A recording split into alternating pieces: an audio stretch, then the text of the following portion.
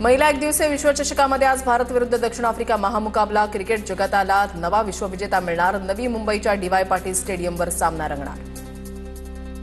फायनलमध्ये खेळणं हा सर्वांसाठीच मोठा अभिमानास्पद क्षण। सामन्यासाठी आम्ही 100% देऊ आणि गेम एन्जॉय करू। भारतीय क्रिकेट संघाची कर्णधार हरमनप्रीत कौरची अंतिम सामन्यापूर्वी प्रतिक्रिया। भारतीय महिला संघ विश्वचषक जिंकल्यास 125 कोटी रुपये देणार। बीसीसीआय ऐतिहासिक निर्णय घेण्याच्या तयारीत। आयसीसीकडून विजेत्या संघाला 39 कोटी 55 लाख रुपये मिळणार। ही रक्कम 2022च्या महिला एकदिवसीय विश्वचषक स्पर्धेच्या 4 पट जास्त असल्याची माहिती। नवी मुंबईमध्ये होणाऱ्या अंतिम सामन्यावर पावसाचा सावट। आज सामना पूर्ण झाला नाही तर सोमवारी अंतिम सामना खेळवला जाणार असल्याची माहिती। महिला विश्वचषकाच्या अंतिम सामन्याच्या क्लोजिंग सेरेमनीला लेझर शो आणि ड्रोन शो कार्यक्रमाची रंग वाढवणार। गायिका सुनीती चौहान आणि नृत्य दिग्दर्शक संजय शेट्टी उपस्थित राहणार।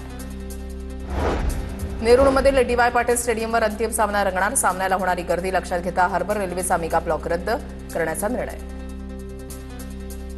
उत्तर प्रदेशच्या अमरोहामध्ये कलाकार जुहेब खान यांनी भारतीय महिला क्रिकेट संघाचं चित्र बनवलं। भारतीय संघाचा अंतिम सामन्यामध्ये विजय व्हावा अशा शुभेच्छा या कलाकारांना दिल्यात। उत्तर प्रदेशच्या कानपूरमध्ये भारतीय महिला क्रिकेट संघाच्या विजयासाठी चाहत्यांचा जल्लोष। दक्षिण आफ्रिकेविरुद्ध आज अंतिम सामना। महिला विश्वचषकाच्या अंतिम सामन्यामध्ये भारत आणि दक्षिण आफ्रिका संघ आमने सामने। अंतिम सामन्याच्या तिकिटांवरून चाहत्यांमध्ये गोंधळ। एका ऑनलाईन ॲपनुसार तिकिटांचे दर 6,500 ते 1,77,000